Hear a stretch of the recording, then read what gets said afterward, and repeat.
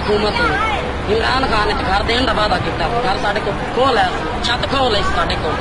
पहले इमरान खान का तावला न्याजी ने तराना पढ़िया है, जब आएगा इमरान सबकी जान बनेगा नया पाकिस्तान।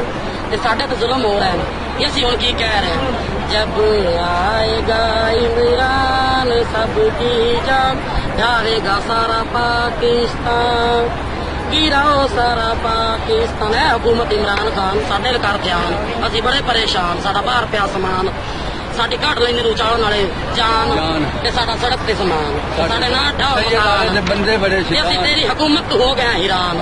क्या बात है इमरान, सैयद आले दे बंदे शैतान दी ना रिया। साडा निशान है बल्ला ते साडा गिरा दिता जी गरीबां दा मल्ला, ते साडा दम हक अल्लाह ते इस टाइम साडा अल्लाह।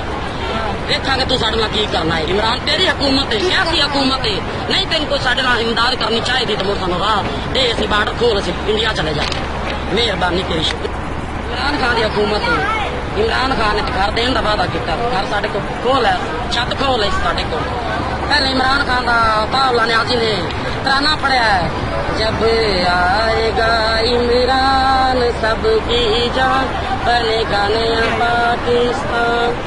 ये साढ़े तो जुल्म हो रहा है, ये असी हुण की कह रहे हैं, जब आएगा इमरान सबकी जान जावेगा सारा पाकिस्तान, गिराओ सारा पाकिस्तान। है हुकूमत इमरान खान साढ़े कर ध्यान, असी बड़े परेशान, साडा बाहर पिया समान, साडी घट लेंदे नूं चाहण वाले जान ते साडा सड़क ते समान, साडे नाल ढाओ बंदे बड़े असी तेरी हुकूमत हो गए हैरान। क्या बात है इमरान, सैयद आले दे बंदे शैतान दी ना रिया। साडा निशान है बल्ला ते साडा गिरा दिता जी गरीबां दा मल्ला, ते साडा दम हक अल्लाह ते इस टाइम साडा अल्लाह। देखा तू साढ़े नाल की करना है इमरान, तेरी हुकूमत है, क्या सी हुकूमत है, नहीं तेन कोई साढ़े नाल इमदाद करनी चाहिए तो मुड़ सानू राह दे, असी बार्डर खोल असी इंडिया चले जाए, मेहरबानी तेरी।